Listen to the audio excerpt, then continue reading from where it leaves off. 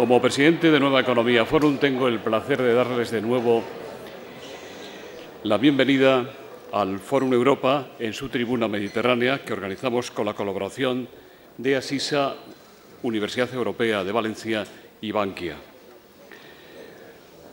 Hoy podemos ver realizado un sueño, una aspiración antigua de tener con nosotros, y se lo he de agradecer muy especialmente, a Monseñor Carlos Osoro, arzobispo de Valencia y vicepresidente de la Conferencia Episcopal Española. Le va a presentar don Luis Agudo, periodista de la cadena COPE y director de comunicación del arzobispado. La tribuna es suya.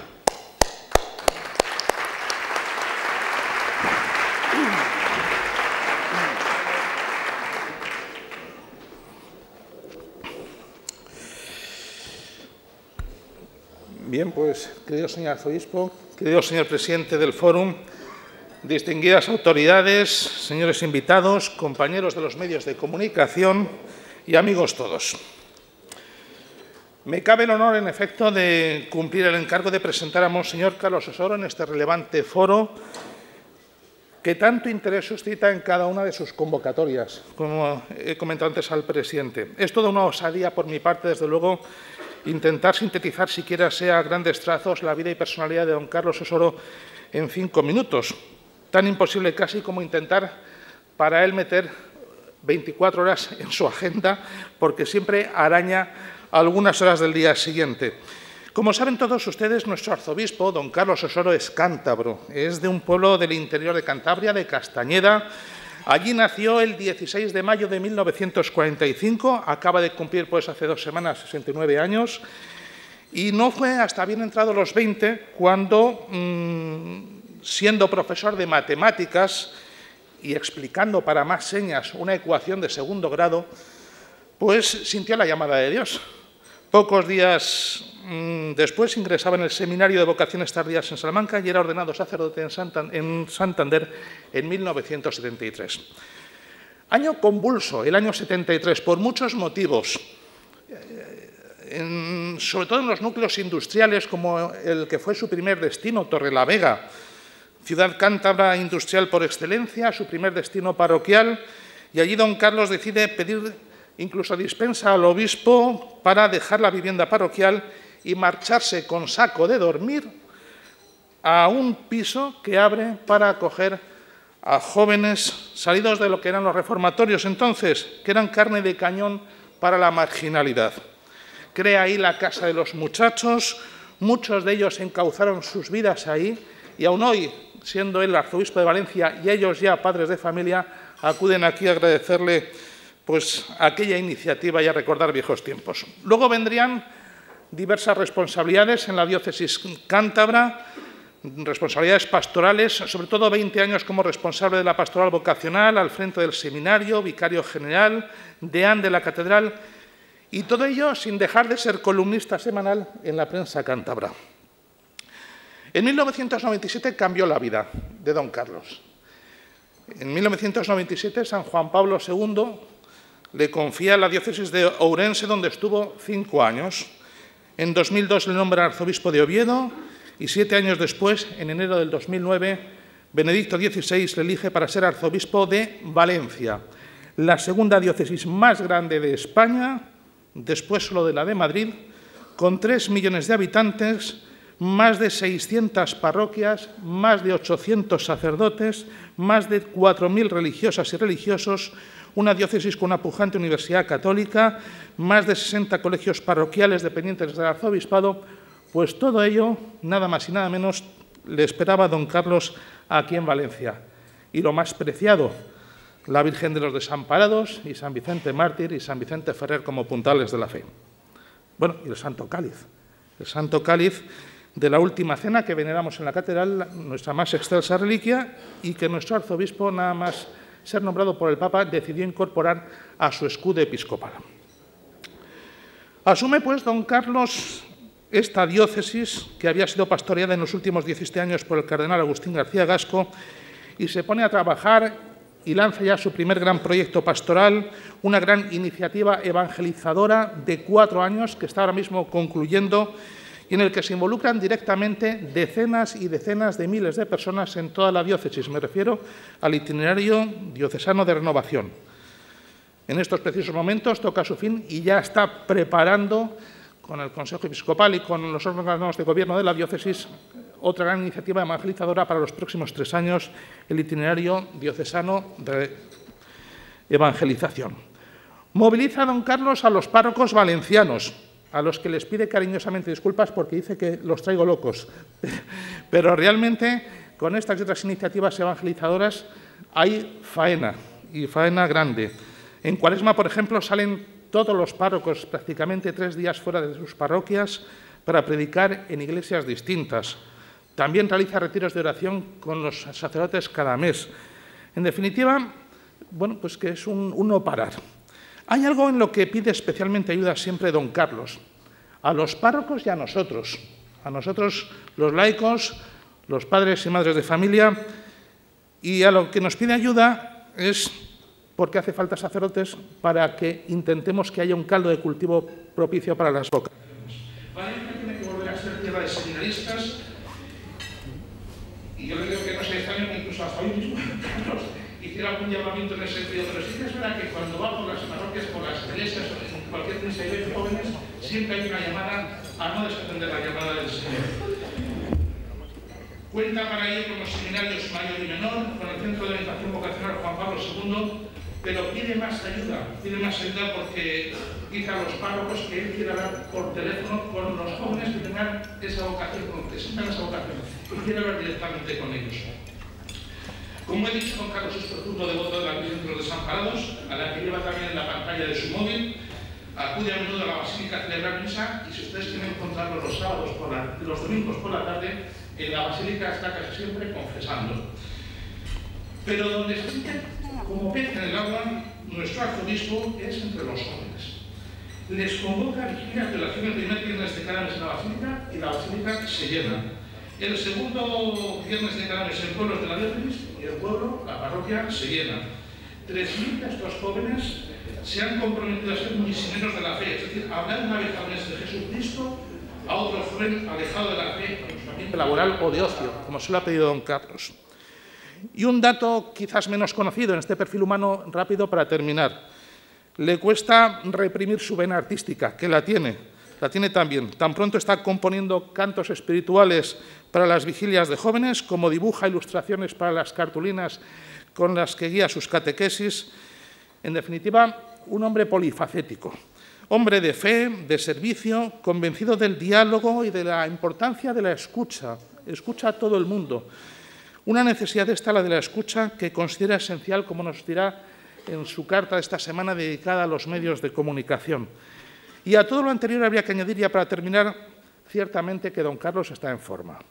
Está en forma. Cada año no duda en calzarse las botas de montaña, coger bastón y sombrero de paja, sumarse a la ruta Chenchove con caminatas como las del año pasado de Buñuel a Siete Aguas, 10 kilómetros cuesta arriba, que alguno con menos años y más kilos no podemos seguir. O subirse, como hace cada año en la fiesta de la Virgen, lo hizo hace 10 días, tras presidir la misa de Infants, el traslado y luego la misa pontifical. Después de esa paliza, se sube a lo alto del Miguelete, 202 escalones, sencillamente para agradecer a los campaneros sus volteos manuales y firmar en su libro de dedicatorias. He dejado para el final, tras estas pinceladas de color, pues que, como todos ustedes saben, el pasado 12 de marzo, don Carlos era elegido vicepresidente de la Conferencia Episcopal Española. Aquel día dijo, al llegar a Valencia desde Madrid, que ese nombramiento era un servicio más a la Iglesia, a los obispos de España, aunque para él no sea, desde luego, tan importante como el regalo que le hizo el Señor a través del sucesor de Pedro hace ahora 5 años, de ser arzobispo de Valencia. Y dijo algo más: mi única aspiración es que yo gaste mi vida hasta la muerte por la gente de Valencia y que lo haga aquí. Señoras y señores, con ustedes, Monseñor Carlos Osoro.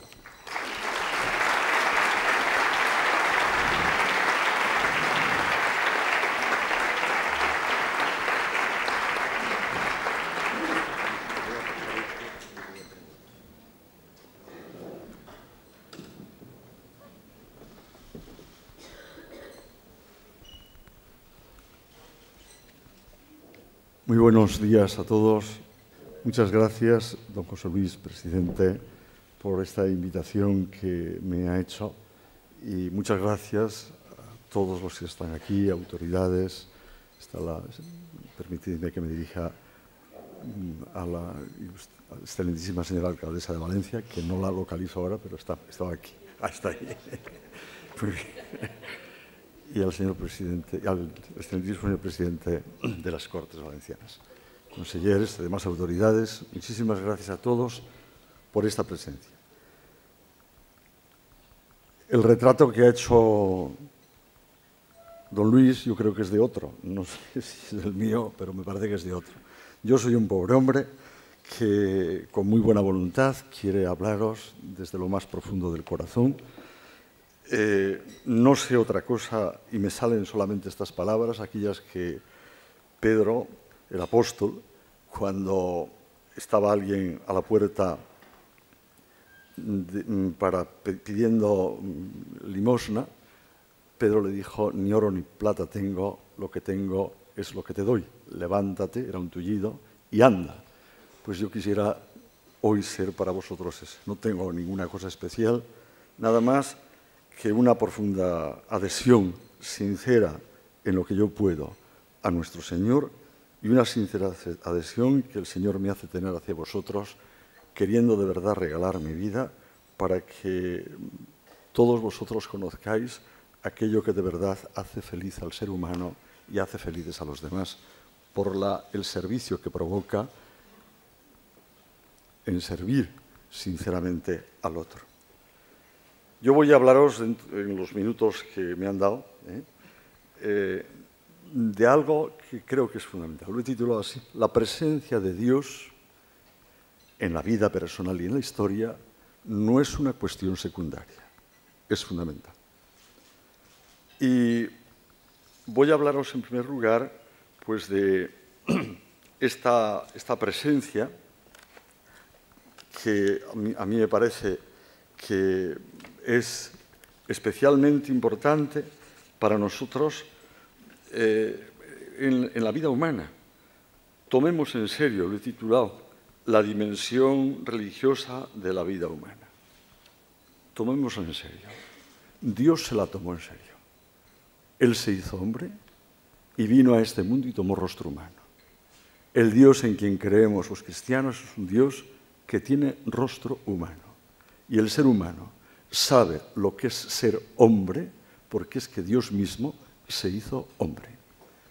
Y el ser humano sabe quién es Dios porque tuvo la osadía también Dios de estar entre nosotros y, haciéndose hombre, contarnos de verdad quién era Él.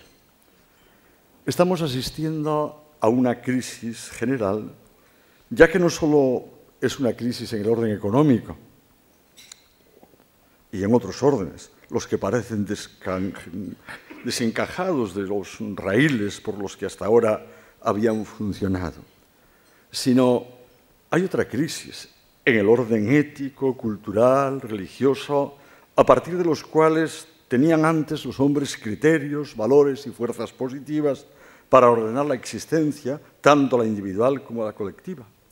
Y esta crisis lleva consigo que una sociedad basada hasta ahora en un manojo de certidumbres que afectaban a la implantación del hombre en la existencia, hoy, al verse movidas y al verse suplantadas, sucumbe el ser humano y conmueve toda su existencia y le viene la inseguridad, la perplejidad y la incertidumbre.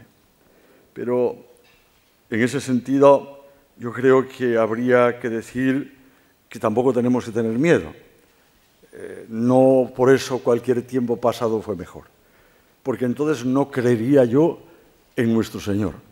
En concreto, en el libro del Eclesiástico, el autor, del libro del Eclesiastés, dice y amonestaba de esta forma: no digas nunca cómo es que el tiempo pasado fue mejor que el presente. Nunca lo digas. Eso no es de sabios. Preguntar por esto no es de sabios. El sabio lo que hace es afrontar el tiempo presente y regalar aquello que realmente hace posible que el ser humano pueda volver a tener certidumbres, seguridades, no viva en la perplejidad, sino que tenga sentido y meta su vida. Dos me parece que han sido las causas que nos han conducido a esta situación. Pero antes yo quisiera deciros a todos, a los que sois creyentes, a los que quizá vivís el agnosticismo o vivís la no creencia en Dios, quisiera deciros con sinceridad algo que me parece que es importante, porque ahí es donde nos encontramos. El gran riesgo del mundo actual, con su múltiple y abrumadora oferta de consumo, es esa tristeza individualista que brota de un corazón avaro y un corazón cómodo, que busca quizá enfermamente cosas superficiales y vive una conciencia aislada y para sí mismo. Esta sociedad ha logrado multiplicar ocasiones quizá de placer, pero encuentra muy difícil engendrar alegría y engendrar esperanza. Quien quiera vivir con dignidad y plenitud no tiene otro camino más que conocer al otro y que buscar al otro. La vida se acrecienta siempre dándola y se debilita siempre en el aislamiento y en la comodidad. La vida madura a la vez que nos damos a los otros y se queda inmadura cada vez que nos retenemos en nosotros mismos. En ese sentido, permitidme que arme a lo mejor el escándalo. Os digo a todos, Jesucristo también puede rompernos los esquemas aburridos en los que a veces tendemos a encerrarnos nosotros. Y nos puede sorprender siempre con la creatividad. Y en ese sentido es por el que yo os hablo. Mirad, no puede ser que no sea noticia aquel que en esta noche ha muerto de frío, de hambre o de falta de existencia por lo que sea. Y que sí lo sea simplemente una caída de 2 puntos en la bolsa. No puede ser esto.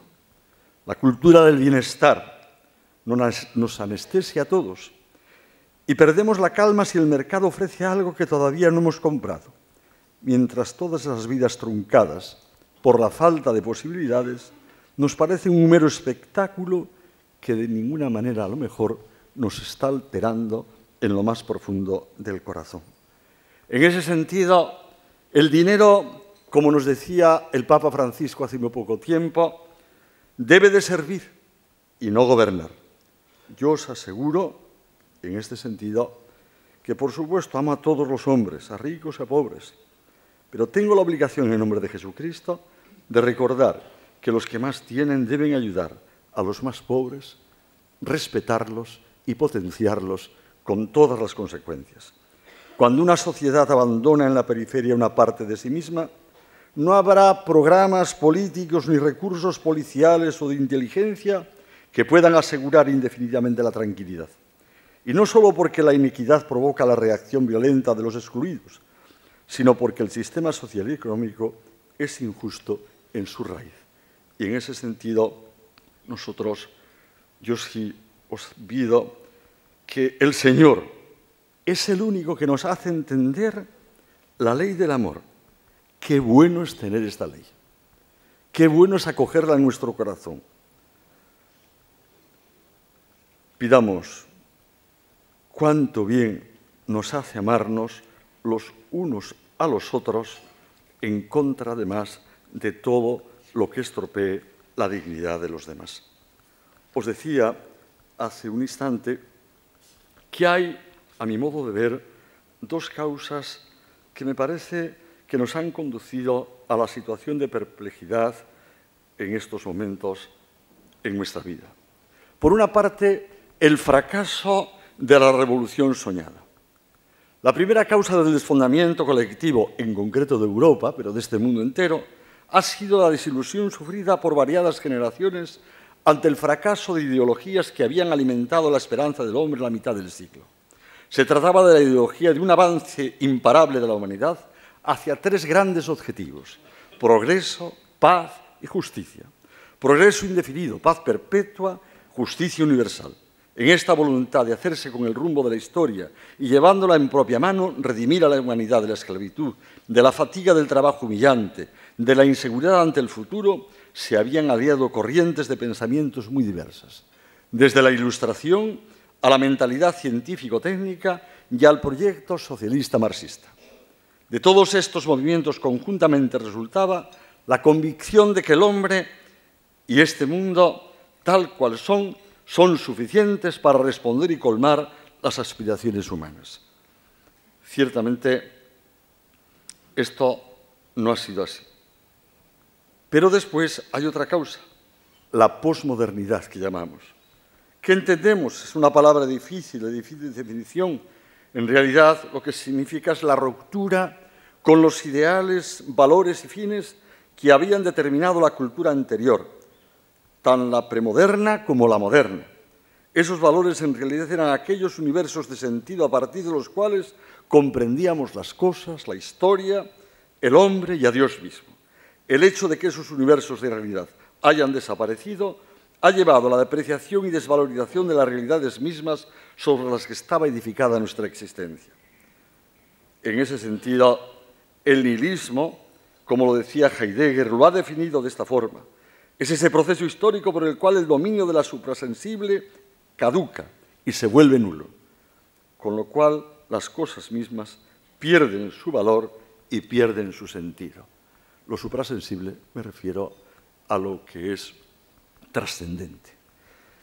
En ese sentido, a mí me parece que en este momento hay una serie de características y una serie de valores que están ahí presentes en la vida y en la existencia del hombre. Pero en la historia espiritual e intelectual de Occidente, que arranca en Grecia, la actitud religiosa y la actitud filosófica han estado casi siempre unidas. En la Biblia no es el hombre el que busca a Dios o pregunta por él, sino que es Dios quien llama y pregunta al hombre: Adán, ¿dónde estás? Y sigue siendo esta pregunta la que se nos sigue haciendo a todos los hombres y que yo me permito esta mañana haceros a todos vosotros. ¿Dónde estamos? O aquella otra: Caín, ¿qué has hecho con tu hermano? No es el hombre el que define o decide a Dios, sino Dios quien imperativamente arranca al hombre de su pasado y de su presente para meterle en un futuro no conocido, prometido. Por eso, donde un hombre se pregunta absolutamente por sí mismo, por su lugar en el mundo y por su último destino, allí aparece la palabra Dios como memoria repleta por generaciones innumerables que la han rellenado con súplica y con lágrimas, como promesa de un futuro. Donde un hombre confiesa a Dios, lo pone inmediatamente en relación con todo lo que es su realidad, sus posibilidades, sus límites, su origen y su historia, bajo la culpa y también bajo la esperanza. Un Dios que no determina la vida del hombre, pero sí determina lo que es digno del hombre. Un Dios que la determina solamente no desde el poder, sino desde la entrega. En el cristianismo, Dios ha iluminado el ser y el destino del hombre en la misma debilidad del hombre, pero sí que le ha dado salidas siempre en su vida. A mí me parece que esto es algo esencial. Yo querría deciros, en segundo lugar, si me da tiempo, que ya no sé si me da tiempo, pero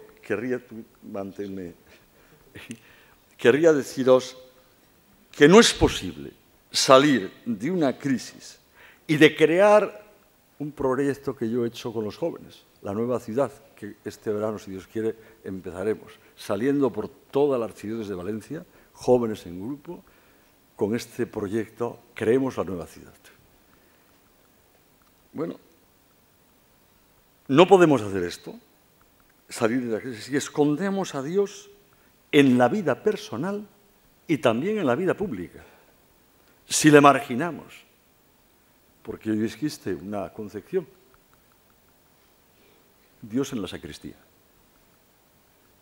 Por eso yo aprovecho, si me invitan voy a donde sea, donde me invite, igual me da, No miro a ver dónde es. Si me admiten, ¿Por qué? Porque creo que Dios debe de estar en la vida pública. Y en la vida personal, por supuesto. Pero sí deciros que, mirad, hay que decir esto. Sin Dios presente, os estáis dando cuenta de algo que es especialmente importante. La esclavitud hoy sigue existiendo, aunque en las constituciones de los países esté ausente. Pero hoy la esclavitud o las esclavitudes son más grandes y adquieren aspectos más diversos que en las épocas en las que estaba reconocida, aceptada e incluso legislada, porque había por lo menos un respeto. Pero hoy existe esa esclavitud. En una comunicación que me pidieron para la Academia de Ciencias del Vaticano, yo entregué una reflexión sobre las nuevas formas de esclavitud. La relación que nuestra cultura tiene con la realidad de la esclavitud es ambivalente. Por un lado, se considera, sobre todo desde la perspectiva del derecho de los Estados y de la comunidad internacional, una lacra del pasado afortunadamente superada. Ni las constituciones de los Estados democráticos, ni los convenios de la comunidad internacional dejan el menor resquicio para hacer admisible esta institución. El ciudadano del siglo XXI considera que la esclavitud felizmente es un problema del pasado ya superado, apenas presente en contextos muy marginales de la humanidad.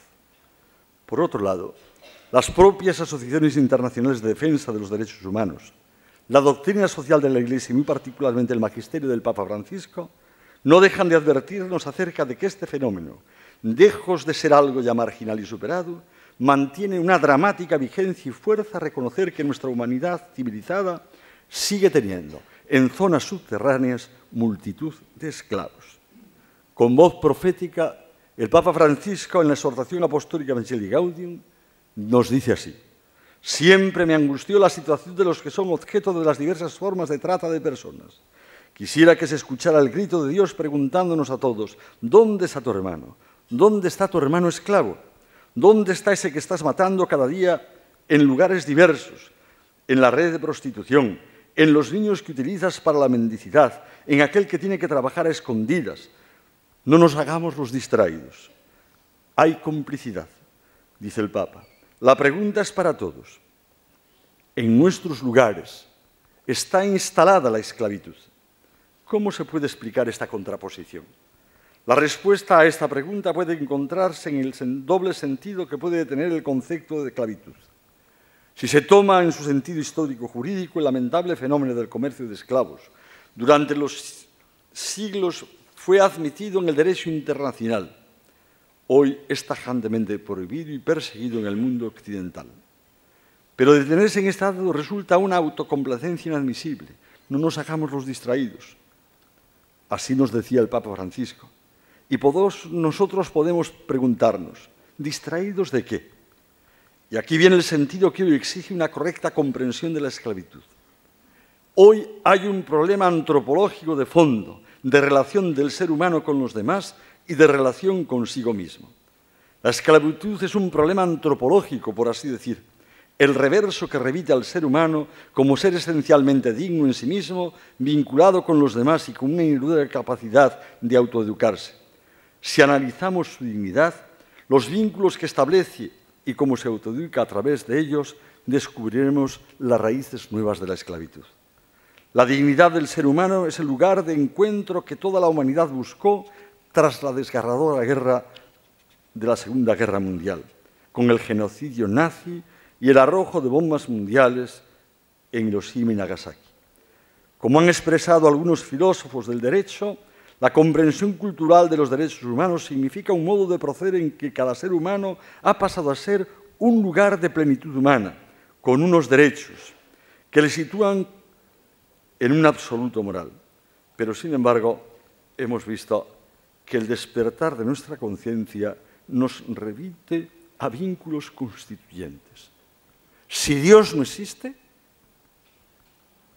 cada ser humano dirá lo que tiene que ser él. O el primero que grite y más fuerza tenga, nos dirá por dónde hay que caminar. Pero lo dirá él, desde su perspectiva. No hay referencias objetivas. Sin embargo, somos seres religados con Dios, con nuestras familias, con nuestra comunidad, con la comunidad internacional. Y estos vínculos pueden ser de liberación o de esclavitud. Nuevas formas de esclavitud aparecen cuando el ser humano no se le respeta su libertad religiosa. No se favorece que pueda vivir según ella o incluso se llega a trabajar a favor del nihilismo o del desierto espiritual. Lejos de Dios se cae en poder de otras idolatrías que minimizan la dignidad humana. La experiencia religiosa más arraigada así lo avala y la revelación bíblica y la plena manifestación de Dios en Jesucristo lo confirman.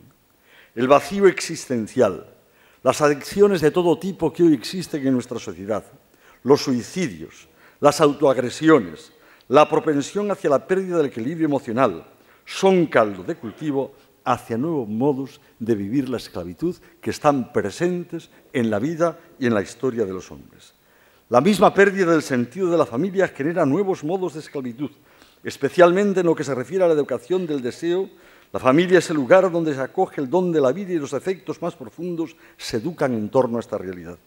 La familia moldea al varón y a la mujer, su complementariedad, y los inscribe en un proyecto vital de la belleza de su ser, continuadores de la transmisión de la vida. Y simplemente, porque sé que ya es la hora, hacía referencias a otras cosas, pero mirad, otro tema que a mí me parece que es importante, es una cuestión fundamental. La gran emergencia que hoy vive el hombre es la educación. Lo señalaba el Papa Benedicto XVI. Una gran emergencia, a la cual, permitidme, en España no se le ha dado solución nunca. Siglos, nunca. Porque ha estado al pairo del grupo que mandase. Y nunca se le ha dado solución. Y esta es la gran emergencia que existe en este momento, en Europa, pero muy en concreto también en España. Yo os llamo a todos, en la medida en que yo puedo hacerlo, algo que es importante. Estamos llamados a generar vida y a regalar esperanza. Sí, a generar vida y a regalar esperanza. Estamos llamados a vivir en la dinámica del amor y no del juicio. Siempre estamos con juicios, pero pocas veces nos ponemos en la dinámica del amor.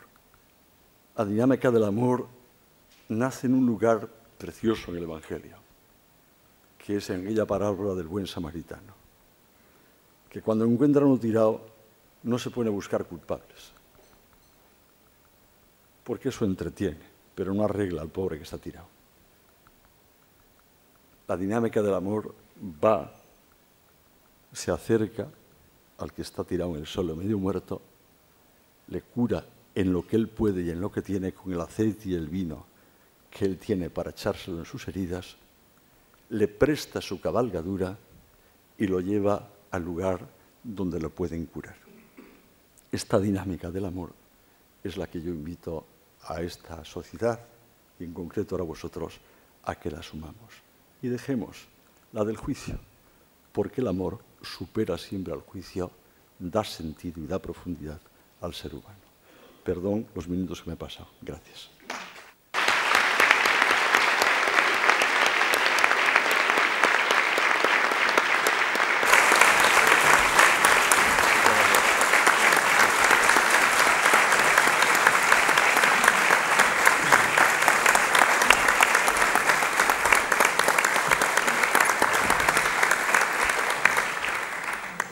Muchas gracias, monseñor. Hay muchas preguntas. Yo le pediría, si es posible, que sea conciso en las respuestas. Ya entiendo que no siempre va a ser fácil. Amparo Sanchidrián y María Teresa Puig dicen: sabemos que le turba hablar sobre los rumores acerca de su traslado a Madrid para sustituir al cardenal Rouco, pero por favor comprenda el interés de personas comprometidas que quieren saber del futuro de su pastor. ¿Cuándo se produciría el cambio? ¿Le apetece a usted? ¿Le da miedo? ¿Descarta el nombramiento? Laura Garcés, de las provincias, le pregunta: Monseñor, ¿está preparado para trasladarse al Arzobispado de Madrid? El cardenal Antonio Cañizares responde al perfil de arzobispo de Valencia. Sobre este tema también María Teresa Puig le preguntaba: si le resulta ineludible a usted aceptar, ¿cree que el cardenal Cañizares se prestará a sustituirle a usted y por eso está viniendo tanto por Valencia últimamente? Esto es así, monseñor. Bien. Yo de mi vida, hace muchos años la puse en manos de Dios y nunca he sabido, solo supe un tiempo antes con San Juan Pablo II que me pedía que fuese a Asturias, lo único que supe. Y yo por tres veces yo conocía aquello, Asturias, y estaba muy a gusto en Orense y le dije que primero puse disculpas, que llevaba 5 años solamente. Y después la otra disculpa fue que, bueno, pues es que no me consideraba apto para aquello. Y ya la tercera no pude poner ninguna porque me dijo que fuese. Y ya nunca en mi vida he puesto a preguntar. Yo no sé nunca, yo ciertamente sé que soy arzobispo de Valencia y lo quiero ser. Y aquí bueno, se nota que además estoy a gusto, es decir, que yo no disimulo eso, vosotros lo notáis, yo creo. Yo siempre le digo a la gente, pero tú ves que cuando me preguntan, ¿estás a gusto? ¿Usted no, qué nota? Y las señoras mayores, cuando los encuentro por ahí, dicen, ¡ay, bonico! Y se nota mucho que está a gusto. Bueno, pues yo quiero que me sigan diciendo bonico, que me gusta muchísimo además, y estoy muy a gusto aquí. Por tanto, el cardenal Cañizares viene porque es muy amigo mío. No viene por otras cosas y porque sabe que tiene su casa en mi casa siempre. La tienen todos los obispos porque todos los que vienen aquí se quedan en casa, pero él ciertamente nos conocemos hace muchos años. En todas las cosas, él fue profesor mío en Salamanca cuando él iniciaba su magisterio como profesor de la Universidad de Salamanca. Él después se quedó en Madrid, en el centro de Madrid. Pero, bueno, y ahí nos conocimos siendo sacerdotes y no hemos perdido la relación nunca, nunca, la amistad nunca. Siempre la hemos mantenido y cada día con más intensidad. Por tanto, no hay... Yo no sé qué más cosas había. Pero... Bueno, no es que no quiera contestar, es que no sé nada. Es decir, por tanto, estoy peor que vosotros porque ni me lo pregunto. Bueno, por si acaso, nosotros le presentamos formalmente y con tantos testigos nuestra invitación para que lo mismo que lo ha hecho el cardenal Rouco, usted intervenga en nuestras tribunas en Madrid. Conste nuestra antigüedad en la petición. Juan González, de la cadena SER, le pregunta: ¿asume los cambios en el celibato que se plantea el Papa Francisco? Ana Alonso, de Europa Press, ¿qué opinión le merece que el Papa dejara la puerta abierta al fin del celibato y a que los curas se puedan casar? Francisco Robles le pregunta si existe en la Comunidad Valenciana alguna situación especialmente difícil en relación con los sacerdotes secularizados y por qué todavía no pueden celebrar la Eucaristía esos sacerdotes casados. Bien, primero el Papa no ha dicho nada de lo que la gente dice por ahí. Es lo que yo puedo decir ahora. Es decir, el Papa simplemente ha dicho que el celibato no es dogma de fe. Y tiene razón. En la Iglesia Católica Oriental, excepto los obispos que se les pide que sean célibes, y son célibes todos, los sacerdotes pueden casarse. Tienen que hacer esa elección antes de la ordenación. Por tanto, no es ningún dogma. En la Iglesia Occidental esto se ha pedido, es una ley que tiene la Iglesia, que los que accedemos al ministerio sacerdotal asumamos también, si es que podemos, y si no, dejemos el seminario. Esto es lo que ha dicho el Papa. Por tanto, es decir, lo que no es dogma, pues está abierto siempre. Lo que no es dogma los dogmas son lo que no se cambian, ¿no? Pero esto puede estar abierto. Por tanto, no hay... En segundo lugar, con respecto a los sacerdotes secularizados, de aquí de Valencia, yo me llevo muy bien con todos. Pero no quiere decir llevarse bien y ayudo todo lo que puedo a todos, en todos los momentos. Y la Iglesia, incluso en circunstancias a veces económicas que son difíciles para ellos, sigue manteniéndoles esa ayuda hasta que puedan encontrar el lugar que necesitan para subsistir y para vivir. Por tanto, es decir, mi relación, pero una cosa es esa relación, pero yo sigo manteniendo lo que la Iglesia en estos momentos nos pide a todos nosotros, que quien asume el ministerio sacerdotal se hace libre. Por ahí están las cosas. ¿Y el sacerdocio femenino cómo lo ve usted? Vamos a ver. Hay un documento que ha pasado desapercibido, que nadie casi le ha leído, y es un documento que el Papa Pablo VI, ya previendo lo que podía venir de discusión, él habló, ¿no? Ustedes saben que en la reflexión teológica católica, hay dos elementos que son necesarios: la escritura y la tradición. La tradición es el modo en que la Iglesia, desde los primeros momentos de su vida, ha interpretado y ha vivido esa escritura. En la tradición de los hermanos separados, que no son de la Iglesia católica, es la sola escritura. La tradición. Claro, el Papa señalaba esto como algo muy importante. El Papa Pablo VI en ese documento, que digo que pasó desapercibido y nadie remite a él.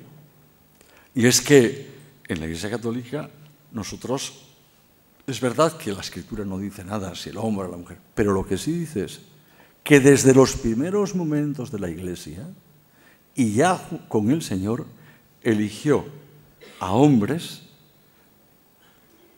porque tenían, y es la concepción que existe de ministerio, tenían que reflejar lo que era el modo y la manera y el ser que asumió Dios cuando vino a este mundo. Y cuando vino a este mundo, contó Dios con una mujer excepcional, la Virgen María, para dar rostro a Dios. No hay nada más importante que esto. Pero, sin embargo, el Dios que se presentó en este mundo era un hombre. Y quien representa y hace las veces de ese Dios, no solamente tiene que hacer las cosas, sino también en su modo externo, incluso, tiene que parecerse a ese Dios.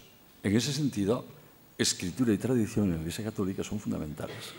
Y en ese sentido, el tema del sacerdocio femenino en la Iglesia católica está superado. Es decir, que hay que pensar en otras cosas, ¿no? ¿Eso quiere decir que se discrimina? Hombre, más discriminación que hubo para el hombre, que no fue él el que dio rostro a Dios.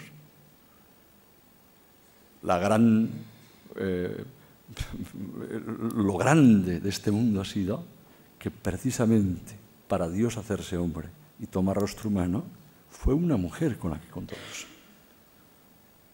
Por tanto, es decir, yo creo que hay que poner las cosas no a niveles ideológicos o de conveniencia, sino a los niveles en los que hay que hacer la reflexión siempre. La dignidad del ser humano es la misma, la del hombre y la de la mujer. Es la del ser humano. Monseñor, y Dios cuenta con cada uno de formas diversas. Laura Garcés le pregunta si habrá pronto obispos auxiliares en Valencia. Pues sí, pero es que tenéis un arzobispo educado. ¿Por qué? Porque a mí me parece que yo tenía ya, es decir, las peticiones, pero cuando hay un cambio del Papa, pues me pareció, por honestidad personal y de educación, esperar a que el Papa nuevo asumiese las cosas y fuese él el que decidiese después ver si lo que yo presentaba era o no. Claro que lo sabrá, porque son necesarios, entre otras cosas, para yo poder estar algo sentado. Pero vamos. En el transcurso de este año, es decir, antes de que se marche usted a Madrid. Hombre, si supiese que marchaba, os decía que no había obispos auxiliares. Por tanto, si digo que lo sabrá, pues es señal de que voy a quedar. Santiago Bernal dice, ¿no le parece, Monseñor Osoro, que la Iglesia ha sido poco beligerante con la corrupción política que afecta muy singularmente a la Comunidad Valenciana? Nuria Llopis, de Radio Nacional de España, dice, han condenado a Rafael Blasco a 8 años de cárcel por el caso Cooperación. ¿Qué le parece que la corrupción alcance a la solidaridad el dinero destinado a los más pobres. Ferran Bono, del País, dice: la corrupción es una de las principales preocupaciones de la ciudadanía. ¿Se plantea la Iglesia medidas ejemplarizantes como la excomunión de los corruptos?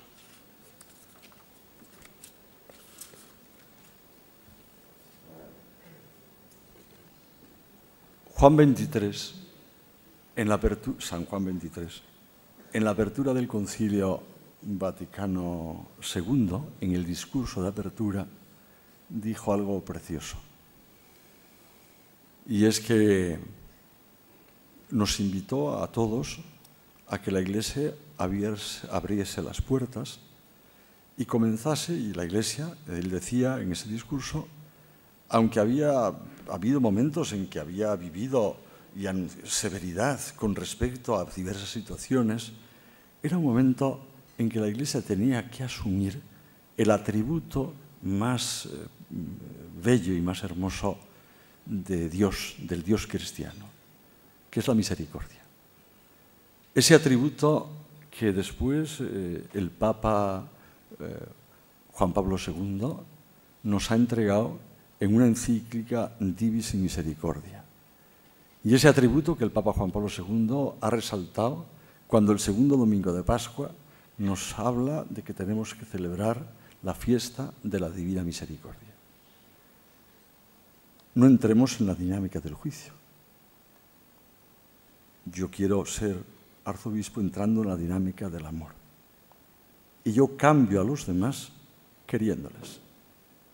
Naturalmente, hay una justicia humana que tiene que implantarse y es la que... Pero la dinámica de la Iglesia es la dinámica de dar la vida por el otro, sea quien sea. Cuando a Jesús le estaban dando las lanzas, insultándole, cuando estaba en la cruz además, el Señor, dirigiéndose al Padre, decía: perdónales porque no saben lo que hacen. Era dinámica del amor. La Iglesia, entre otras cosas, tiene que entrar por la dinámica también, no del juicio, como decía, sino de la atracción. Recordad, en el camino de Maús, los discípulos iban cabizbajos, desesperanzados, desalentados, dos discípulos, pero ¿qué ha pasado? En el fondo, ¿qué había pasado? Porque ellos pues esperaban ser una especie de primeros ministros y no había llegado a nada, habían matado al Señor, no habían llegado a nada, ¿no? Entonces, el Señor se acerca a ellos, no le reconocen, no saben que es el Señor, no le han reconocido, y comienza a hablar con ellos. Y están tan a gusto, se sienten tan a gusto, recuperan tal hondura en sus vidas, que ellos mismos son los que dicen: quédate con nosotros, porque atardece. Yo siempre he pensado que lo que menos les importaba era el atardecer. Lo que más les importaba era que aquel encuentro les había puesto en una dinámica distinta, que no era la dinámica de la desesperanza y del juicio, sino la dinámica del amor y de la esperanza. Esa es la que yo os quiero proponer y pedídsela al arzobispo que cree esta dinámica en la Archidiócesis de Valencia. Muchas gracias. Seguimos. María Pilar Domenech le pregunta qué valoración hace usted, monseñor, de los muy altos niveles de desempleo y de pobreza en Valencia. Luis Campos, ¿cómo puede orientar o ayudar a la Iglesia a los jóvenes que ni trabajan ni estudian porque han perdido la ilusión en su vida y en su futuro? José María Tomás dice: la doctrina social de la Iglesia, ¿cómo es representada en el sector de la acción política parlamentaria, en la defensa de los desahucios o en otras acciones comunitarias?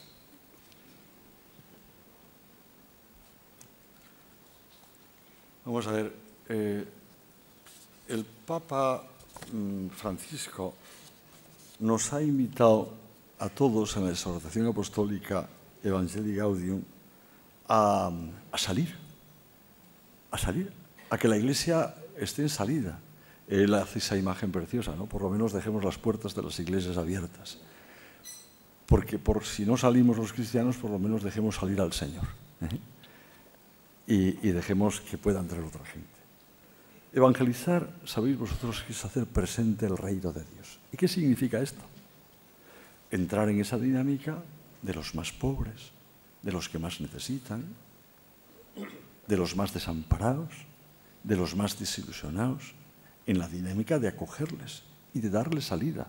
Porque el reino de Dios no es una cosa teórica.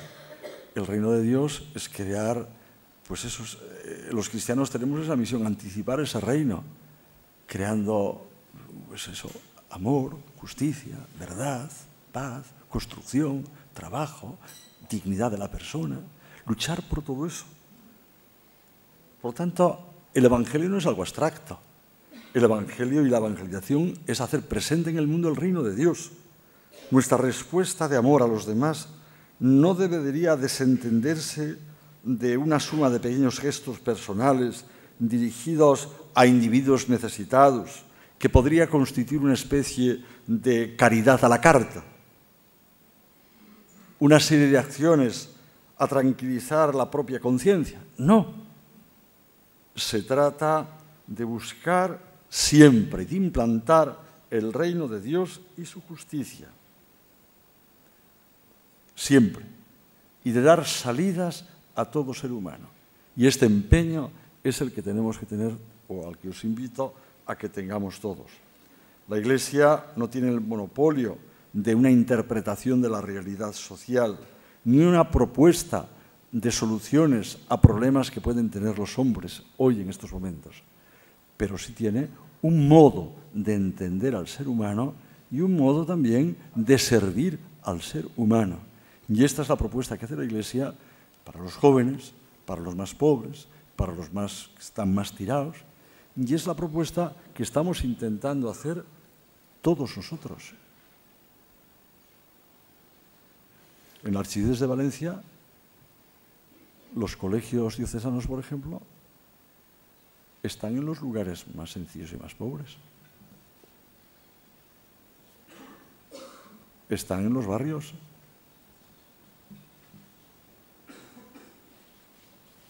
Aquí mismo, ahora mismo yo tengo 2 colegios que estoy buscando la posibilidad de que haya niños que no pueden comer, porque cuando en sus casas no pueden comer, que coman. Esos van al colegio nuestro. Y esto no hay que hacer teorías, hay que darles de comer. Y hay que darles salida. Y hay que hacer posible que estudien y que entren a la universidad.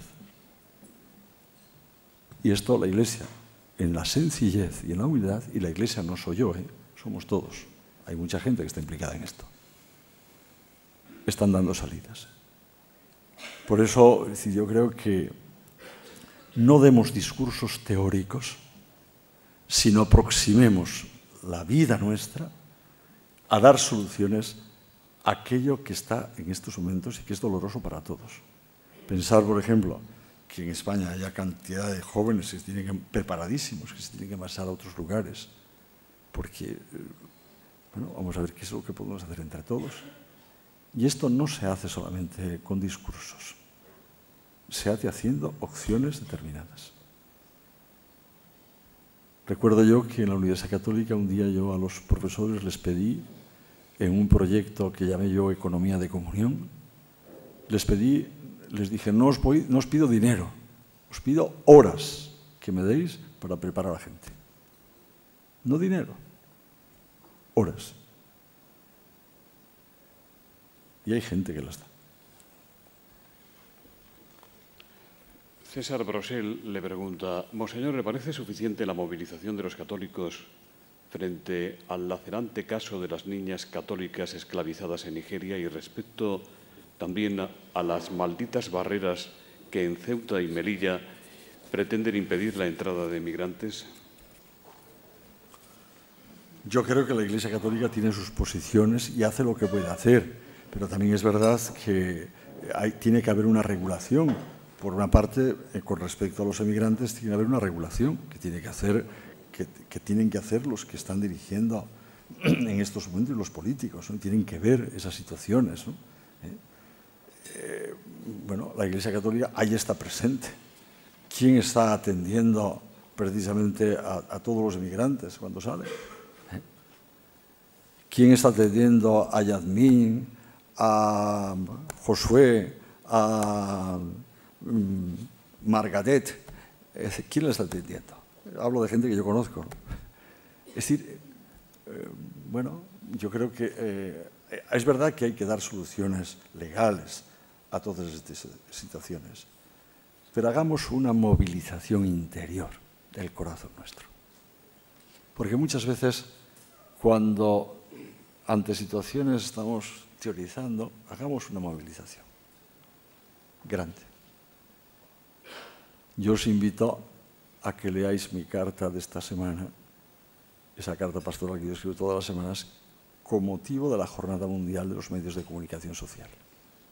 Las 4 propuestas que yo os hago, o hago a quienes están en los medios de comunicación social, para hacer una comunicación creando la cultura del encuentro, no la cultura del desencuentro.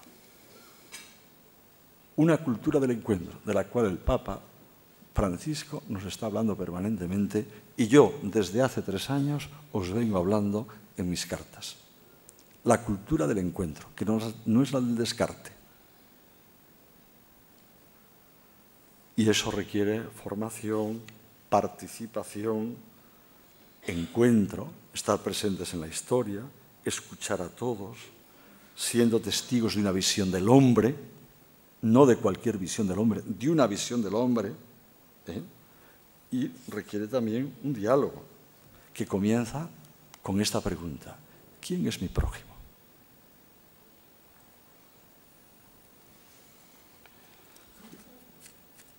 En la reciente campaña electoral, el Gobierno de algún modo ocultó el proyecto de reforma de la ley del aborto.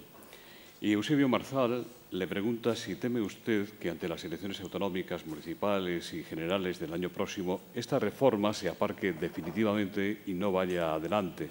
También le pregunta por qué cree usted que el PP tiene vergüenza de defender las ideas que dice defender.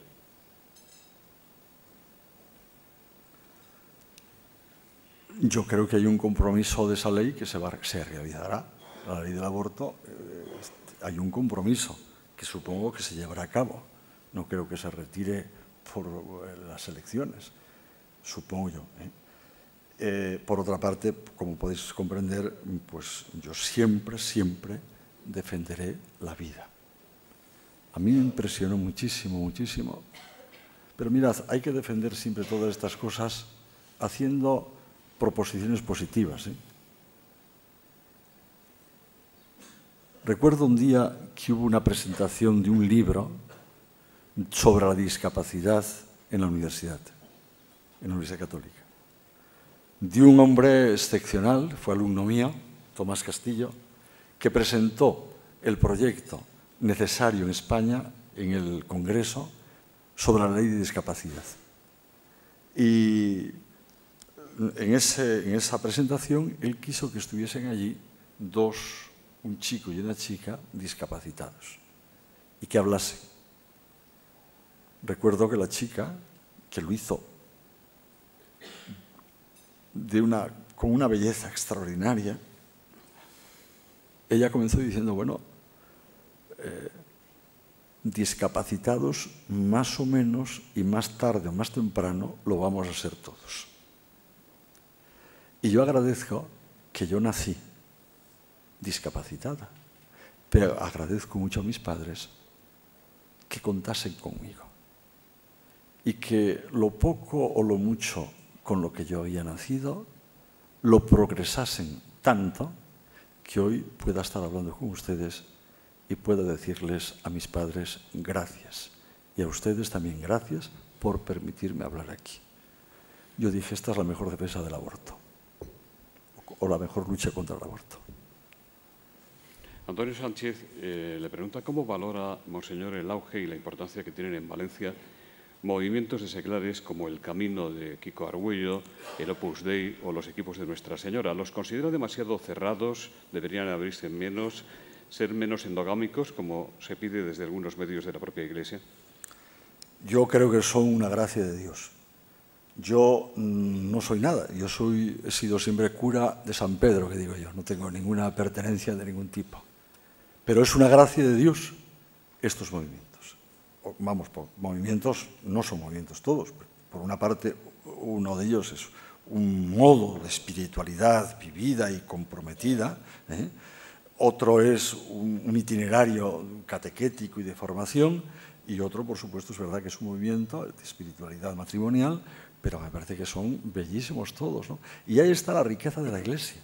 La Iglesia es decir, en la Iglesia está en cada momento de la historia, en cada circunstancia, el Espíritu Santo, que es quien la dirige, gracias a Dios, porque si la dirigiésemos nosotros no había resistido los siglos que lleva, el Espíritu Santo entrega en cada momento aquello que se necesita y va haciendo surgir espiritualidades, movimientos, formas de entender la vida cristiana, que son una gracia inmensa, inmensa para la Iglesia.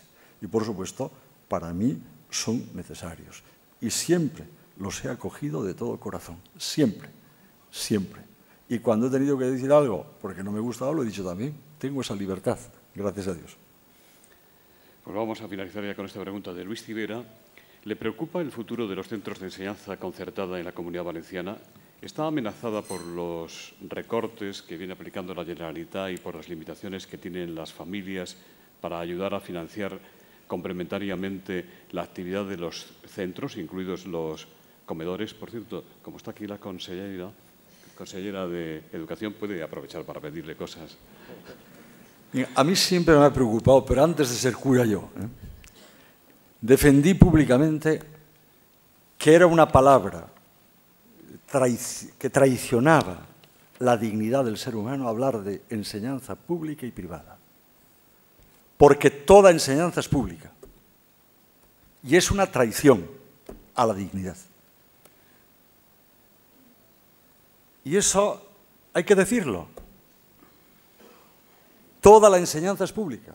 Hay una que está promovida por el Estado y otra que está promovida por entidades sociales, que es legítimo en cualquier país civilizado y democrático como está en todos los países. Pero en España no sé qué es lo que pasa. Parece que tenemos otras maneras y yo no sé. Perdonen que me ponga así, pero creo que hay una enseñanza pública, porque los padres de los niños que van a los colegios que aquí se llaman privados, pagan exactamente igual a Hacienda que todos los demás padres. En países civilizados esto hay que verlo así. Y si no, es que estamos en un país, pues no sé. Y defender la dignidad de la persona humana es defender su libertad. Y la libertad se defiende haciendo foros donde sea posible la libertad. Y no se hace restringiendo, intentando yo hacer al ser humano a mi modo y a mi medida.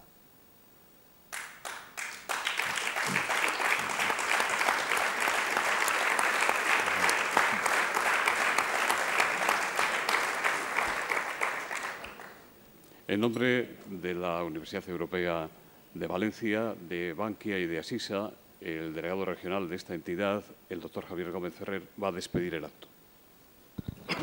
Muchas gracias, José Luis. Dignísimas autoridades, señoras y señores, Luis Agudo nos ha hecho un repaso exhaustivo de la vida de don Carlos Osoro, que, como hemos podido observar, a pesar de ser una vocación tardía, ha llegado a lo más alto dentro de la Iglesia española. Muchas gracias, Luis. A usted, don Carlos, agradecerle su presencia en este foro de opinión y agradecerle las entrañables palabras que nos ha dirigido. Nos ha hablado de la presencia de Dios en una sociedad que sufre una crisis general económica, pero que hay otra crisis, que es la moral, ética y religiosa, que encuentra dificultad en engendrar alegría y esperanza. Y nos ha dicho que es aquí donde Jesucristo nos puede sorprender con creatividad. Agradecerle de nuevo esta apertura a la esperanza y a una sociedad mejor de progreso, paz y justicia. Muchas gracias, don Carlos.